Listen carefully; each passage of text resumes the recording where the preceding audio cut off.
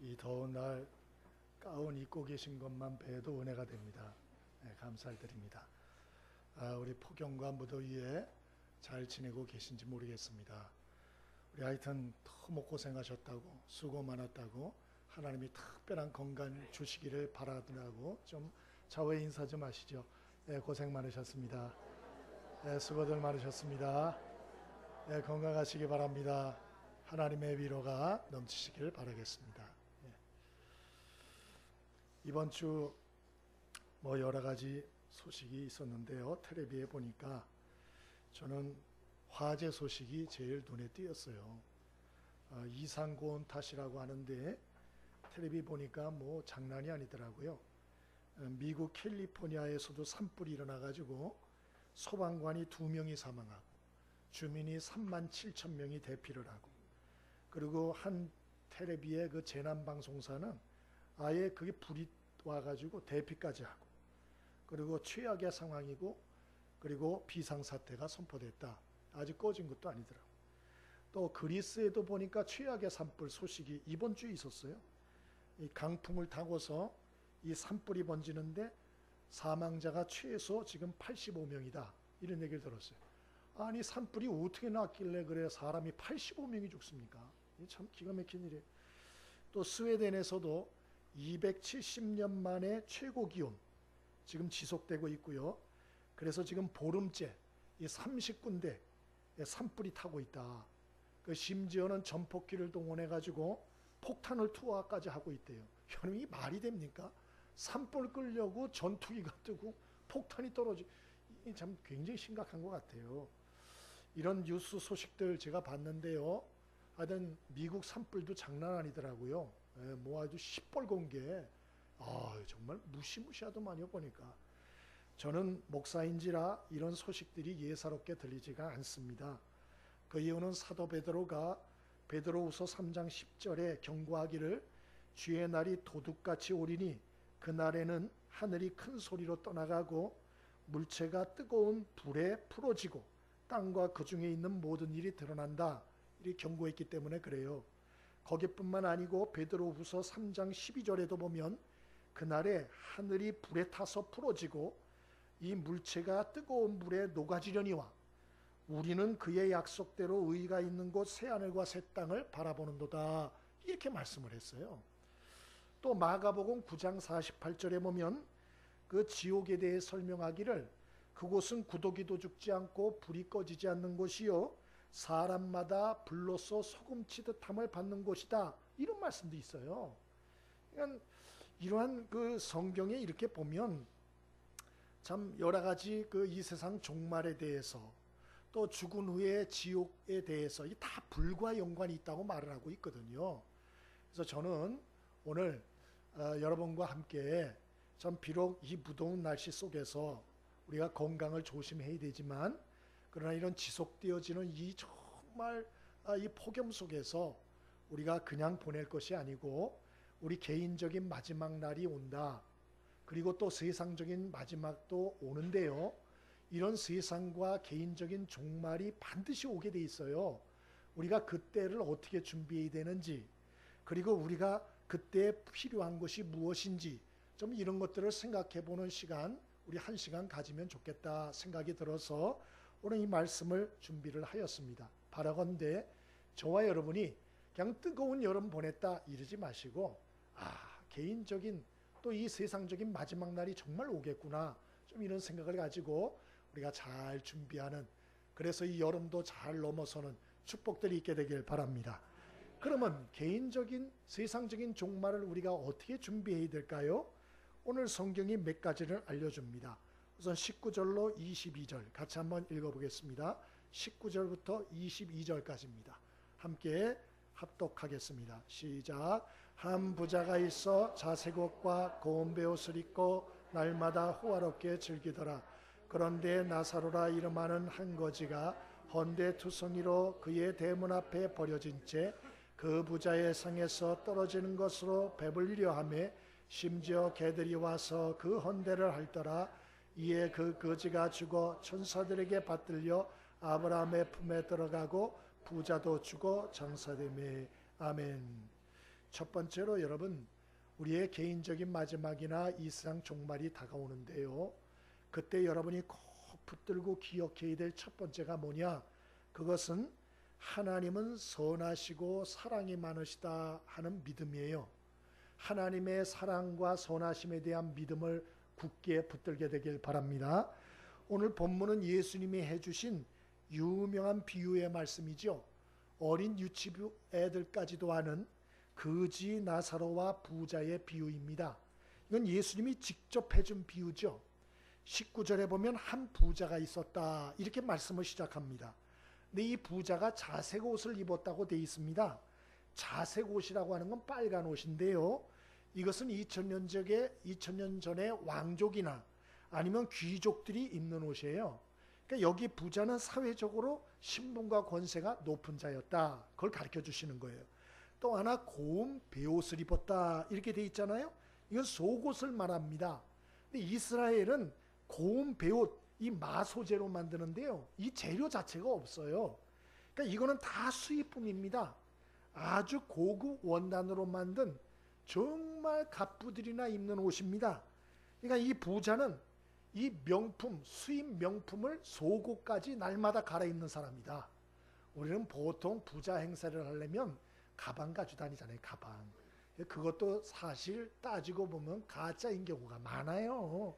근데 하여튼 이 과시욕 때문에 들고 다니지 않습니까? 이 속은 엉망인 사람들이 많다고요. 근데 진짜 부자들은 속까지 명품이라고 하더만요. 근데 이 부자는 속까지 명품으로 도배한 사람이에요. 예? 여러분 뿐만 아니 이 사람은 오늘 성경에 보니까 하나 더 나가는데 이 사람이 19절 끝에 보니까 날마다 호화로이 잔치했다. 그러니까 날마다 이 사람 집에서 잔치가 끊이지 않았어요. 파티, 날마다 파티예요. 사람이 끊이지 않아요. 사람들이 그와 친분을 자랑스러워해요. 그리고 그 잔치를 즐깁니다. 인기가 너무너무 좋은 거예요. 한마디로 그는 부와 권세와 인기를 독차지한 당시 사회에서 성공의 대명사였어요. 성공의 대명사. 얼마 전에 보니까 텔레비에서 이 참 한 사람 얘기를 하는데 뭐 그런 것까지 뭐 뉴스에 얘기를 하나 싶었어요. 연예가 뉴스에 보니까 이 사람이 연예인 출신의 CEO인데 이 사람 집에 말이에요. 꿈의 자동차가 다 있다는 거예요. 난 그래서 처음 알았어요. 꿈의 자동차가 뭔지. 꿈의 자동차 아세요? 뭔지? 페라리, 람보르기니, 포르쉐 뭐 또 뭐 이런 얘기를 하는데 그게 다 있대요. 집에. 자기 개인 주차장에 이게 다 있답니다. 또 부러워하는 분이 여기 계실지 모르겠어요. 다 부러워하는 거야. 다 부러워. 와. 그 세상적인 평가가 그거예요. 세상적인 사람들은 외모, 물질, 권력, 재력, 인맥 이런 걸로 사람을 평가해요. 그런 면에서 이 부자는 대단히 성공한 사람이죠. 성공한 사람. 사람들은 그를 다 높이 평가한다고요. 그 이름에 다 세상 사람들이 존귀하게 여기는 이름이에요. 그런데 오늘 예수님이 비유를 얘기를 하시는데 이 부자의 이름은 아예 언급도 안 하세요. 이거 의도적입니다. 이 예수님이. 그러니까 사람들은 그를 뭐 대단하다고 그럴지 모르지만 하나님은 일고의 가치도 없다. 그 이름은 하나님 편에서는 일고에 언급할 가치조차 없다. 이렇게 보시는 거예요. 그리고 예수님이 두 번째 인물을 언급합니다. 그 사람의 이름은 나사로라. 이름을 언급하셨어요. 나사로의 이름은 뜻은 무엇이냐? 하나님이 도우신다. 그러면 잘 돼야 되잖아요. 이름은 정말 좋아요. 우리 지난주에 설교할 때도 나사로 나왔죠. 동명이인입니다. 같은 사람 아니에요. 근데 그 이름의 뜻이 좋아서 이 이름을 많이 쓴 것 같아요. 나사로란 이름의 뜻은 누가 도운다? 하나님이 도우신다. 얼마나 좋습니까? 그런데 문제는 돕는 것 같지가 않아. 이 사람이 어때요? 실상을 보니까 거지라 그랬어요. 가난해요. 가진 게 아무것도 없어요. 구걸해서 먹고 살아야 돼요. 게다가 몸이 어떻게 했다 그랬죠? 병들었다. 몸이 헌대투성이다. 몸을 움직일 수조차 없다. 몸에 궤양과 종양이 많아서 생살에서 고름과 피가 섞여 나오는 거예요. 뿐만 아니고 이 사람은 부잣집 대문 앞에 버려졌다. 친척들이나 가족들한테도 버림받은 거예요. 지나드는 사람들이 아무도 관심이 없어요. 한마디로 투명인간 취급하는 거예요. 아유 관심 이 사람한테는 꺼버리자. 이렇게 하고 귀찮으니까. 흉측한 외모, 사람들이 무관심한 그런 존재, 그를 찾는 존재가 딱 하나 있었다. 예수님이 말씀하죠. 누가 이 참 나사로를 찾아왔다 그랬죠? 예, 개들이다. 그렇게 얘기를 해요. 개들이 와서 그의 상처, 헌대의 상처를 핥더라. 그렇게 말하고 있어요. 어떤 분들은 역시 개가 최고야 이럴지 모르지만 이 개는 애완견이 아닙니다. 애완견이 아니고 어떤 개냐? 사람들한테 버림받아서 산과 들로 쏘다니는 사나운 들개예요. 옛날에 사나운 들개들은 사람의 시체들을 뜯어먹고 이럽니다. 그러니까 지금 와가지고 빨리 죽어 그러면서 침을 발라놓는 거예요. 빨리 죽으라고. 그래야 너 물어 뜯어 먹을 수 있으니까. 그런 얘기입니다. 그러니까 이 사람은 세상에서 가장 불행한 사람의 대명사인 거예요. 누구도 그 이름을 기억하지 않아요. 하고 싶지도 않아요. 세상에 짐만 되는 존재.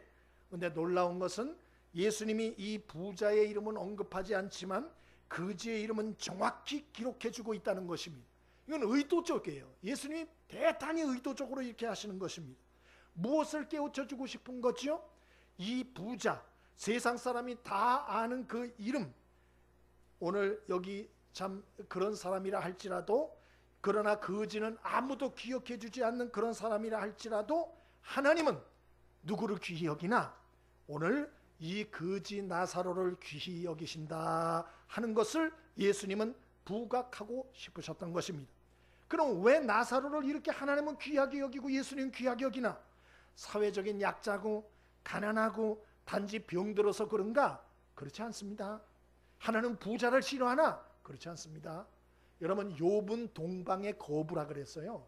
아브라함도 거부였습니다. 그러니까 여러분, 이 부자가 죄는 아니에요. 하나님이 싫어하는 거 아닙니다. 그러나 그러면 왜 하나님이 나사로를 특별히 이렇게 언급을 하시나? 그 이유가 있어요. 그것은 이 나사로가 비록 가난하고 병들고 버림받은 존재이지만 그 일은 그대로 그는 하나님은 나를 도와주신다. 하나님을 경외하는 마음을 버리지 않고 하나님을 의지하는 마음을 버리지 않고 끝까지 하나님의 나라를 사모하며 살아가는 믿음이 있었기 때문에 예수님은 이러한 자를 하나님은 귀하게 보신다고 말해주고 있는 것이에요. 그래서 그가 죽었을 때 어떻게 했다 그랬죠? 하나님이 천사들을 보냈다. 천사 하나를 보낸 거 아니에요. 성경에 보니까 하나님이 천사들을 보내요. 그를 영접하여 천국으로 인도하고 유대인들이 가장 존경하는 믿음의 시조인 아브라함의 품에서 위로와 안식과 평안과 영원한 행복을 누리게 하셨다. 이렇게 기록을 해주신 거예요. 실제로 예수님은 누가복음 27장 38절에 십자가에 운명하실 때에 그 우편 강도가 예수님한테 말했어요. 예수여, 당신의 나라에 이를 때에 나를 기억해 주십시오. 그때 예수님 뭐라 그랬죠? 벼룩도 낯짝이 있지. 평생 강도질하다가 천국까지 들어가려고? 그러지 않으셨습니다.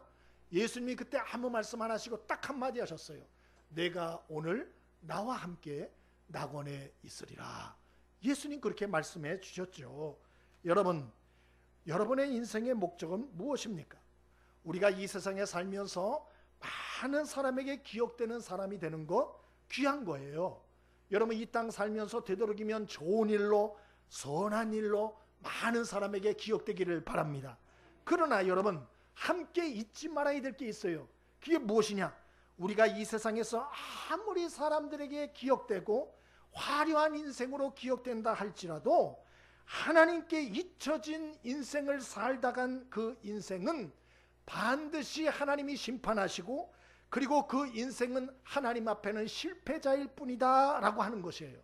반면에 이 세상에서 가난하고 병들어서 사람들 앞에 별 볼 일 없는 인생으로 우리가 죽는다 할지라도 하나님을 의지하고 살면, 하나님을 경외하고 살면, 하나님의 나라를 사모하고 살면 하나님은 그 사람을 기억해 주신다. 그리고 하늘의 큰 축복으로 그를 영접해 주신다. 믿게 되길 바랍니다. 이것이 진정한 성공이다라고 예수님은 강조하고 계시는 것입니다. 여러분, 이 세상은 환난, 풍파, 고난이 굉장히 많아요. 그러나 그런 세상 가운데서 우리가 부족하고 연약하고 가난하고 사람들에게 인정을 못 받는다 할지라도 낙심하지 않고 좌절하지 않게 되길 바랍니다. 그 이유는 하나님을 의지하고 사는 백성의 이름을 하나님은 반드시 기억해 주기 때문에 그래요. 그리고 반드시 하나님께서는 영원한 천국에서 그를 받아주시고 위로해 주시고 그 상처를 치유해 주시고 영원한 행복과 기쁨을 누리게 하신다. 그러므로 여러분 중에 아직도 예수님과 하나님을 개인의 구세주로 영접하지 않고 사는 분이 있다면 대단히 위험하다는 걸 아셔야 돼요. 여러분, 오늘이라도 예수님을 인생의 구원자로 삼고 살게 되기를 바랍니다. 그래서 여러분이 임종할 때 제가 여러분을 찾아갈 수 있다면, 그런 시간이 정말 된다면, 많은 분들이 임종 참 전에 제가 찾아가기도 전에 돌아가시는 분들이 많아요, 사실은. 그런데 만일 여러분이 복을 받아서 제가 여러분에게 찾아갈 기회가 있다면 저는 이런 말씀을 드릴 거예요. 꼭 기억을 내놓으십시오. 저는 여러분을 찾아가서 말할 겁니다. 성도님, 이 말씀을 기억하십니까? 로마서 10장 11절 말씀. 누구든지 주의 이름을 믿는 자는 부끄러움을 당하지 아니하리라. 주님이 약속하셨어요. 누구든지 주의 이름을 믿는 자는 부끄러움을 당하지 아니하리라. 나사로를 기억하시죠? 나사로 기억하시죠? 제가 이렇게 말하면 여러분은 답을 해주셔야 돼요. 그러면 어떻게 답해야 될까요? 목사님, 금시초문이에요. 그 말씀 금시초문이에요. 목사님, 나사로 금시초문에 이러시면 안 돼요. 그때는 어떻게 해야 되나? 꼭 이렇게 답해 주셔야 돼요. 예, 목사님, 기억하고 말고요. 목사님, 걱정하지 마세요. 저는 주님의 사랑과 선하심을 믿습니다. 저는 주님의 저를 향한 사랑을 믿습니다. 저는 이제 준비됐습니다. 목사님, 걱정하지 마세요. 이런 말을 좀 해줄 수 있게 되길 바랍니다. 여러분이 이런 말을 안 하면 저는 처음부터 다시 다 시작해야 돼요. 복음을 다시 다 설명해야 돼. 다 설명해야 돼. 진땀 나는 시간이 될 거예요. 응? 저는 이제 준비됐습니다. 이런 말을 하면 저는 이런 말을 해드릴게요. 성도님, 먼저 가 계세요. 저도 뒤따라 갈게요. 그리고 나중에 천국에서 만나면 저 모른 척 하지 마세요. 난 그렇게 얘기할 거예요. 꼭 그렇게 얘기할 겁니다. 응? 여러분, 여기 50년 이상 살 분이 젊은 친구들 말고는 없어요. 50년 내에 우리는 앞서거니 뒤서거니 다 갈 겁니다. 영원히 살 것처럼 착각하지 마세요. 응? 우리는 참 이 땅에 우리가 살면서 돈 많은 게 좋은 것 같고, 뭐 많이 배우면 대단한 것 같고, 뭐 높은 정치 자리 한 자리 꿰차 앉으면 대단한 것 같고, 거들먹거리고 교만하고 사치하고 멋대로 살고. 여러분, 죽음의 관문을 다 통과할 날이 와요. 그런 사람들도 죽음의 관문을 다 통과하면 그 사람의 본 모습이 다 벗겨질 거예요. 여러분, 죽는데 돈 많은 게 뭔 소용이 있어요? 죽는데 지식 많은 게 뭔 소용이 있냐고요. 내가 과거에 국회의원이 됐고 내가 과거에 대통령이었다, 뭔 소용이 있냐고요. 아무 소용이 없는 거예요. 옛날에 내가 한 인물 했다, 뭔 소용이 있냐고요. 그게 아무 소용없는 거예요. 아무 소용이 없는 거예요. 여러분, 마지막 때에는 하나님을 믿고 의지한 그 믿음만이 귀하게 그 가치를 드러낸다는 걸 잊지 않게 되길 바랍니다. 마지막 때에는 믿음만이 귀한 거예요. 예수를 믿고 하나님을 신실하게 믿는, 하나님의 사랑과 예수 그리스도의 사랑을 믿는 그 믿음만이 빛을 발하는 거예요. 그 믿음만이 나를 건져주는 거예요. 그 외에는 아무것도 아니다. 그러므로 여러분, 저와 여러분이 끝까지 비록 가난이 오고 병드는 일이 와고 또 이런저런 세상적으로 소외되고 힘든 일이 온다 할지라도 끝까지 하나님을 의지할 수 있게 되길 바랍니다. 끝까지 하나님을 신뢰할 수 있게 되길 바랍니다. 끝까지 우리 구주 예수님을 의지하며 살 수 있길 바랍니다. 그때 우리 이름이 천국의 생명책에 기록이 되어지고요. 그때 우리는 영원한 위로와 기쁨을 얻는 인생이 될 수 있다. 그때 죽음을 두려워하지 않는 인생이 될 수 있다.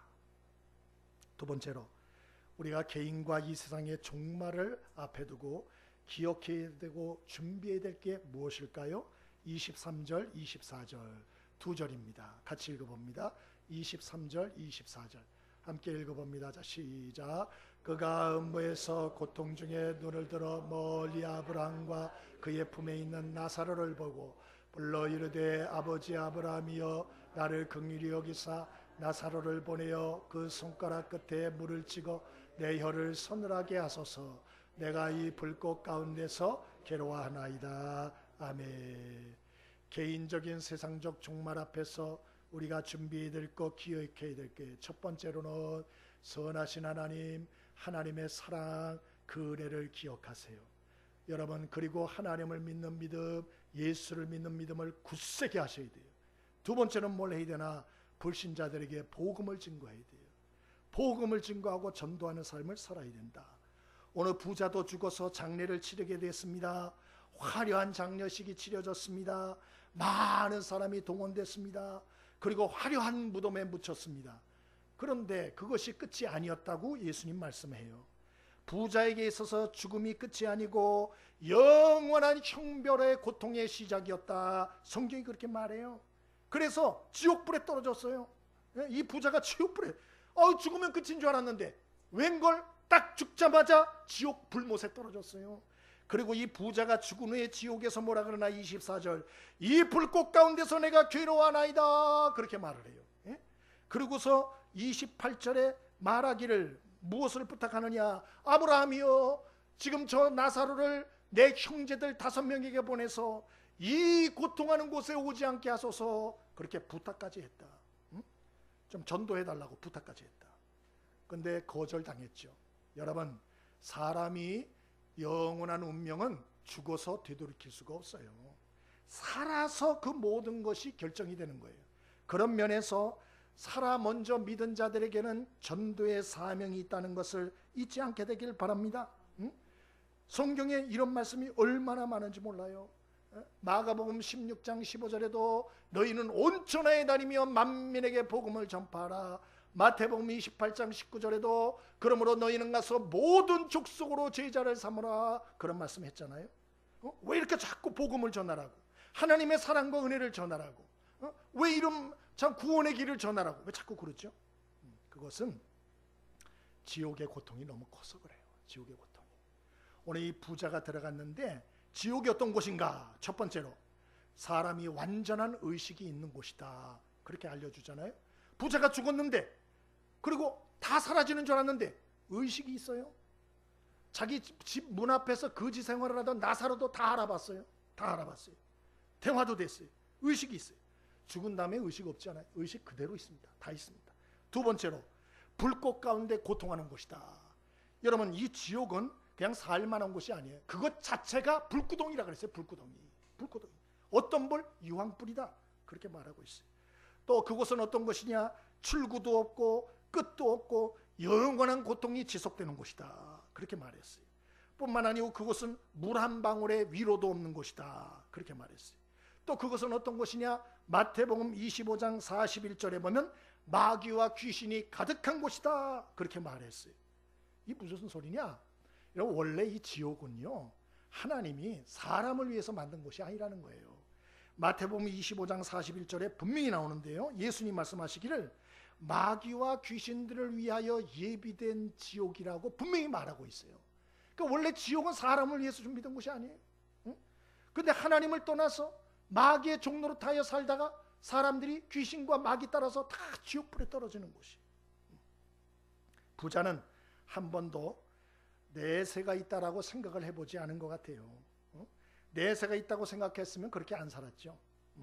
근데 이 사람은 죽으면 끝이다, 이렇게 생각했던 것 같아요. 뭐 세상 별거 있어?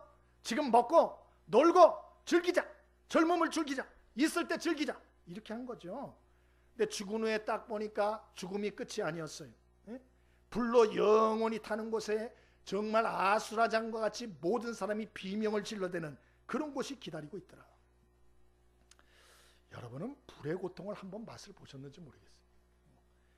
저도 안 봤어요. 근데 어떤 분이 자기가 지옥의 고통을 맛봤다고 글을 하나 써놨더라고요. 읽어봤어요.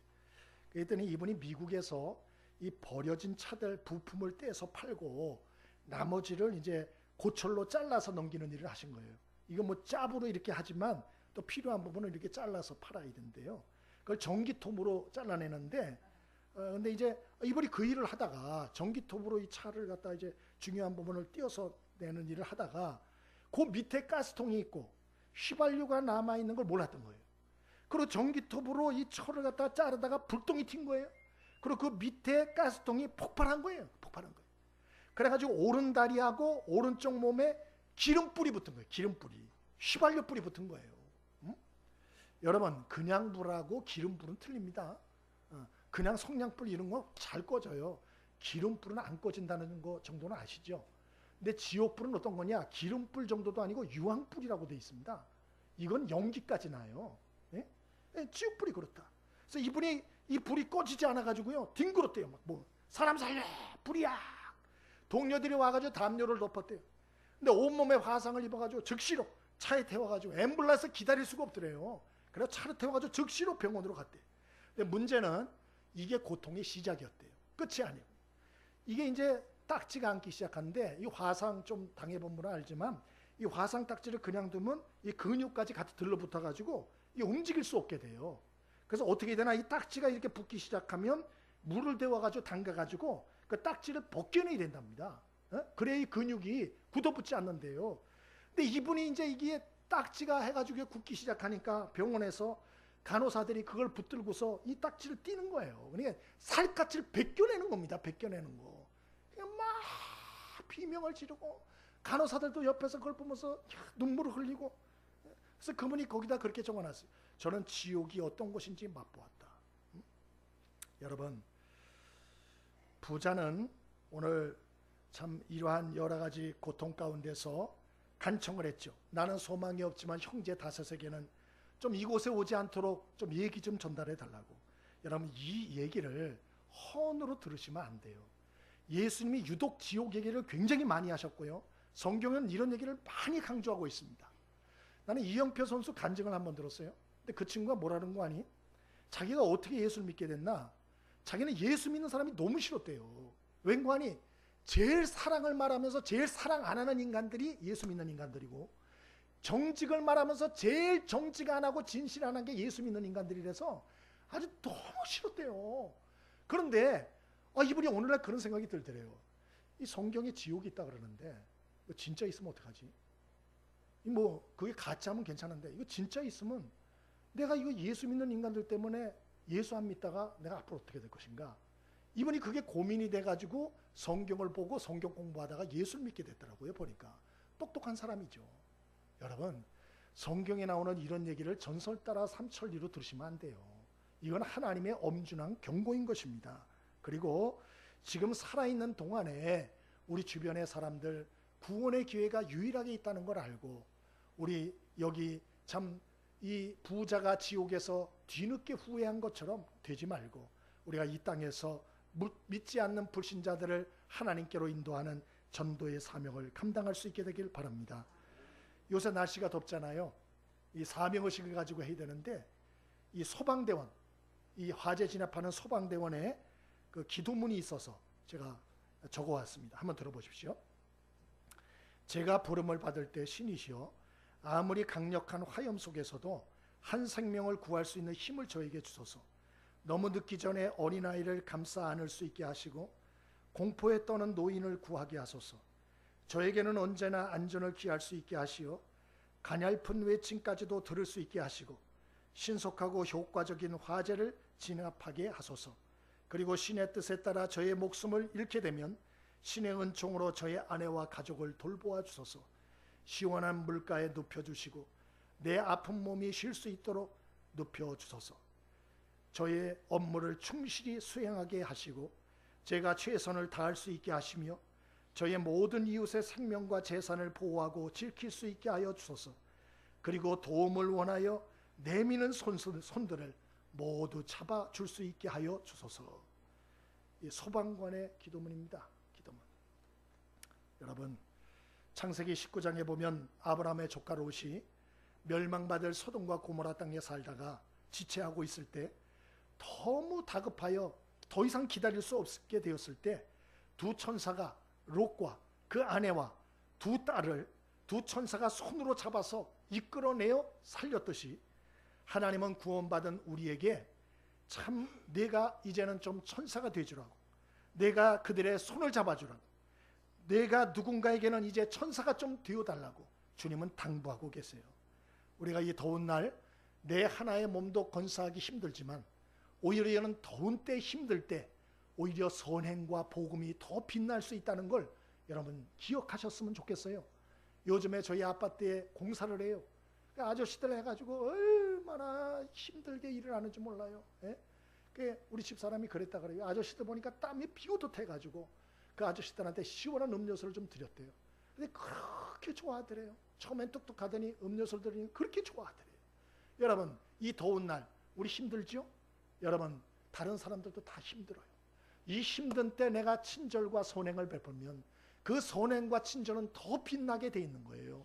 더 그 복음은 빛나게 돼 있는 것입니다. 그러므로 복음을 전파하는 건 힘들고 어려울 때 복음을 전파해야 되는 거예요. 친절과 선행은 정말 힘들고 어려울 때 베풀어야 되는 거예요. 땀이 납니다. 덥습니다. 피곤합니다. 그러나 이때에 정말 그리스도인의 선행이 빛을 낼 수 있고 그리스도인의 복음이 빛을 낼 수 있는 때입니다. 저와 여러분이 우리 주변의 많은 사람들, 하나님을 모르는 사람들에게 선행의 빛을 비추시고 그들에게 복음을 전하여 하나님을 기쁘시게 하는 축복이 있게 되길 바랍니다. 마지막으로 우리가 이 개인적인 종말과 세상의 종말을 앞두고 있을 때 무엇을 준비해야 하는가? 29절입니다. 함께 읽어봅니다. 29절 함께 읽겠습니다. 29절 자 시작. 아브라함이 이르되 그들에게 모세와 선지자들이 있으니 그들에게 들을지니라. 아멘. 마지막으로는 오늘 성경에 보니까 하나님 말씀에 집중하는 삶을 살아야 함을 알려줘요. 오늘 부자가 나사로를 우리 형제들 다섯에게 보내어서 이곳에 오지 못하도록 증거하게 해주십시오. 그랬을 때 아브라함이 뭐라고 답하나? 29절에 보니까 그들에게 모세와 선지자들이 있으니 그들에게 들을지니라. 그들에게 모세와 선지자들 없어요. 다 죽었어요. 그럼 뭐가 있나? 모세의 말, 선지자들의 말, 그들의 말을 기록한 성경이 있다, 그런 얘기죠. 그러므로 이 땅에 구약 성경, 신약 성경이 있고 그것을 전하고 가르치는 설교자들이 있고 전도자들이 있으니 그들의 말을 듣지 않으면 죽은 자가 살아나서 그들에게 전한다 할지라도 안 믿을 것이다, 그런 얘기를 하고 있는 것이죠. 이 말은 복음을 증거하는 자가 되어야 함을 알려주는 동시에 우리에게 성도들이 이 땅에서 어디에 관심을 기울이고 살아가야 되나 알려주는 것이죠. 신앙의 핵심과 본질을 어디에 두고 살아야 되나 알려주는 거예요. 그게 뭐냐? 하나님의 말씀이에요. 우리가 개인적인 종말과 세상의 종말이 가까울 때 우리가 어디에 집중하고 살아야 되나? 하나님의 말씀이라는 거예요. 왜 하나님의 말씀에 집중하고 살아야 되나? 그 하나님의 말씀에는 하나님의 뜻이 있고 생각이 담겨 있고 하나님의 계획이 담겨 있기 때문에 그래요. 그러므로 개인과 세상의 종말이 다가옴을 볼수록 우리는 더욱 하나님의 말씀을 집중하고 가까이 해야 됩니다. 예? 어느 정도로 가까이 해야 되나? 마태복음 28장 19절에 보면 너희는 온 족속으로 제자를 삼아 아버지와 아들과 성령의 이름으로 세례를 주고 내가 너희에게 분부한 모든 것을 가르쳐 지키게 하라 그랬어요. 그러니까 어느 정도로 하나님 말씀 알아야 되나? 나 하나가 아는 정도가 아니고 그 말씀을 내가 훈련받고 듣고 가르침받아서 내가 남을 가르칠 수 있을 정도까지, 거기까지 가라는 거예요. 거기까지 가라. 여러분, 이 말씀을 꼭 기억하길 바랍니다. 왜 그렇게 해야 되는가? 잘 들으세요. 이 세상의 마지막이 가까우면, 여러분의 개인적인 종말이 가까우면 여러분 가까이 목사가 없을 수 있어요. 그러면 여러분이 성경을 봐야 되고 여러분이 하나님의 말씀을 회상하셔야 돼요. 또 세상 종말이 오면 제일 먼저 핍박받아 죽을 인간들이 누구냐? 목사들입니다. 여러분 안 믿으세요? 앞으로 보게 될 거예요. 제일 먼저 이 세상의 마지막 환란이 오면 제일 먼저 제거될 자들이 목사들이에요. 그래서 세상 종말이 올 때에는 죄송하지만 여러분이 목사님이 좋은 말씀 주겠지 이렇게 생각하면 안 돼요. 여기 홍 목사가 언제까지 여러분에게 말씀을 전할 수 있을 것 같아요? 그렇지 않아요. 이 홍 목사도 여러분에게 영원히 함께 있지를 못합니다. 그래서 어떻게 되나? 하나님의 말씀을 배우십시오. 하나님의 말씀으로 제발 훈련을 받으세요. 이런 훈련의 기회를 놓치지 마십시오. 그리고 하나님의 말씀을 스스로 좀 읽으십시오. 여러분, 그렇게 하실 때 우리는 먼저는 우리 자신이 말씀으로 바로 세워질 수 있고요, 더 나아가서는 다른 사람들을 바로 세울 수 있는 영적인 능력자가 되는 것입니다. 오늘 예수님은 그 말씀을 우리에게 주고 계세요. 말씀을 마치겠습니다. 오늘 저는 세 가지 말씀을 나눴습니다. 우리 개인적으로 언제 마지막이 올지 모르죠. 세상 마지막도 언제 올지 우리는 모릅니다. 그러나 우리는 그러한 날이 가까움을 볼수록 명심하셔야 돼요. 하나님의 사랑을 믿으셔야 돼요. 하나님의 선하심을 믿으십시오.